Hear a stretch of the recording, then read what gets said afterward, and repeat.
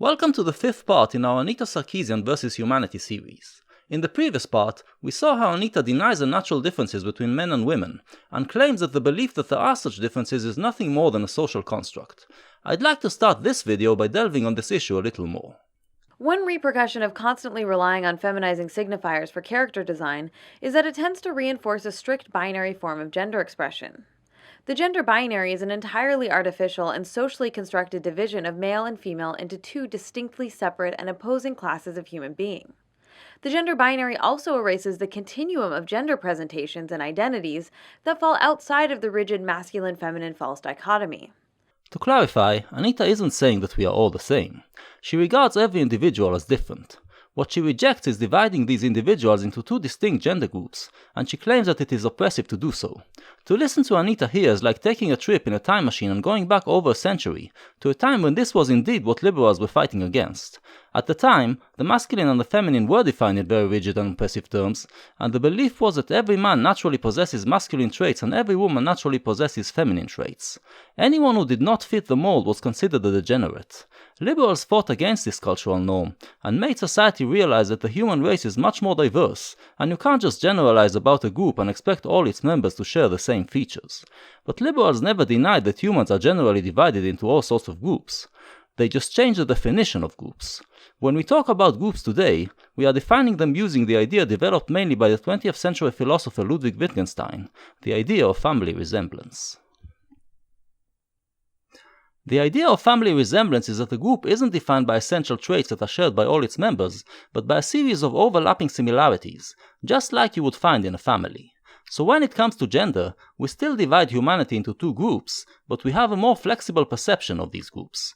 This view does not oppress the individual. You don't need to possess every masculine trait to be considered a man or every feminine trait to be considered a woman. It also allows for individuals who are exceptions and cannot be categorized as either man or woman.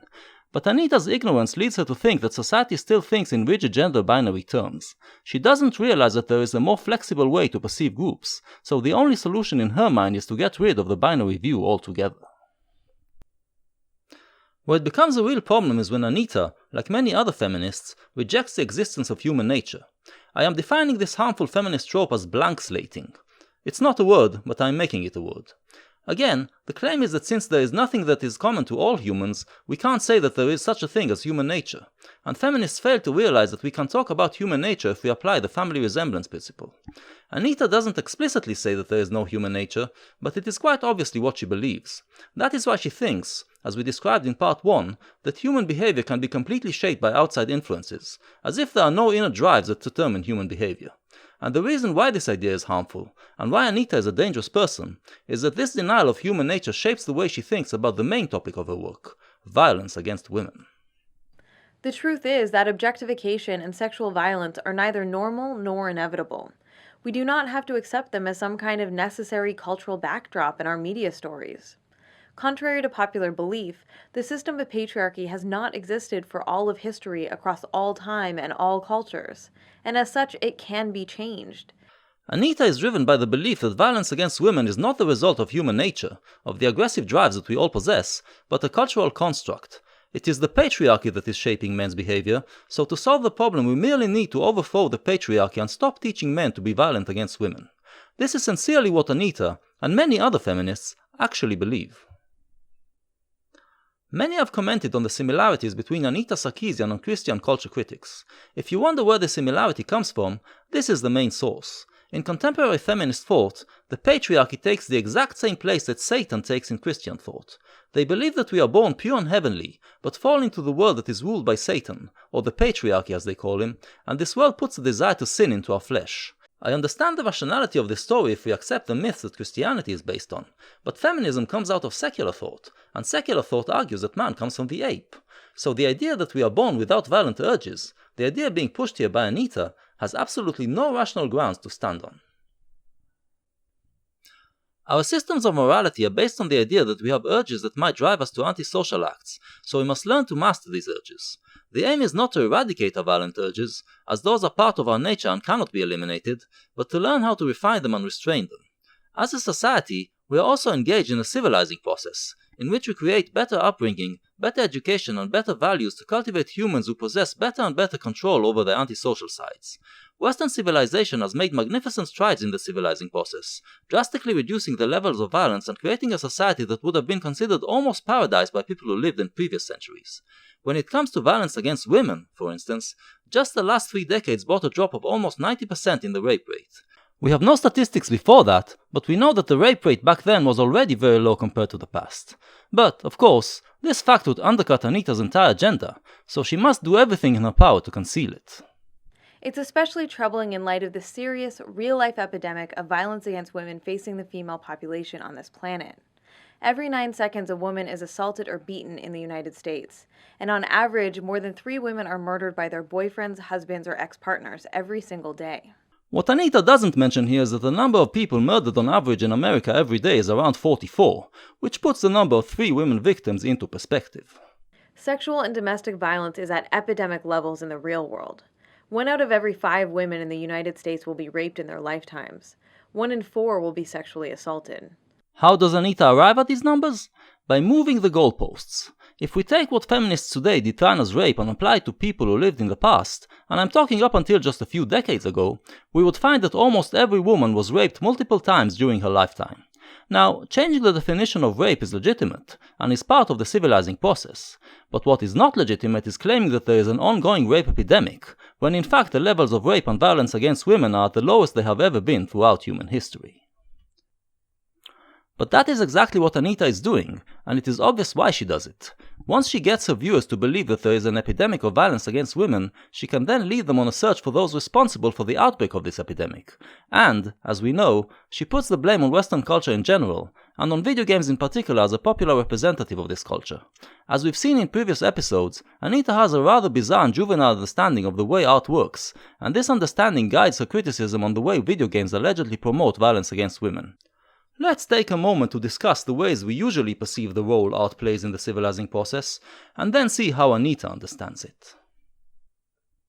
Now, first of all, we should stress that art is its own thing, and does not have to justify its existence by showing how it benefits society. But art often does play a role in the civilizing process, and a very important role at that. First, art usually promotes the moral values of the society, but that's not its main function. One of the main roles of art is to put a mirror in front of humanity, expose it to its darker sides. Humans are usually plagued with the tendency to overestimate their own goodness, believing that they or their culture are above acting on the base instincts of the human ape. Art exposes to us that we are all still apes under the civilized veneer, and all still driven by those instincts. Video games, in particular, can teach us this truth about ourselves, as they make us the protagonist who is performing antisocial acts and we realize how much we enjoy them. Thus, we become aware of our own darker sides. The importance of that, of course, is that once we become aware of our darker side, we can better learn how to master it. In this way, art helps these societies become these places that are much less violent than any society in human history. If you want to see what happens to a society that hides its dark side from itself, check out the Catholic Church and what it did to little children because it refused to admit priests might succumb to bad urges. Or take a look at any society that doesn't have freedom of speech and freedom of art. This is Liberal Logic 101, but Anita didn't get the memo. Or maybe she did get it, and consciously decided to adopt an anti-liberal stance. In any case, her analysis is very different. Even though most of the games that we're talking about don't explicitly condone violence against women, nevertheless they trivialize and exploit female suffering as a way to ratchet up the emotional or sexual stakes for the player. So Anita concedes that the games do not condone violence against women, but she says they do contain it. So, by liberal logic, they present a mirror that shows us that our society does not live up to its high moral values. This is, as we've discussed, one way in which art can help in the civilizing process. But since Anita does not acknowledge human nature, she cannot see it that way. The violence in the games, for her, is not a reflection of the violent nature of man, but images that teach and condition the gamers and turn them into violent men. And so, on the main premise of her work, the claim that video games contribute to the violence against women, Anita fails completely to make her point. To anyone who is in any way familiar with the history of art, none of her examples hold any water. The only types of games she presents that actually encourage the gamer to be violent to women are those where the protagonist is supposed to be an immoral anti-hero. Over the past decade or so, we have seen a dramatic rise in angry male anti-hero narratives, in which the player character is ostensibly a bad guy. In some of these games, violence against women is then used as character development for the protagonist. Anita, naturally, complains about the negative effects that these games have, but very unconvincingly. If the protagonist is supposed to be immoral, then the gamer understands that the acts of violence he's performing are wrong. The gamer gets to learn something about his own dark side, while also getting the message that he mustn't repeat those acts in real life. But Anita, once again, wants the games to be didactic, and punish the gamer for such acts. In-game consequences for these violations are trivial at best, and rarely lead to any sort of fail state or game over. Newsflash, Anita. In real life, when a man abuses a woman, he unfortunately does not get a game over message.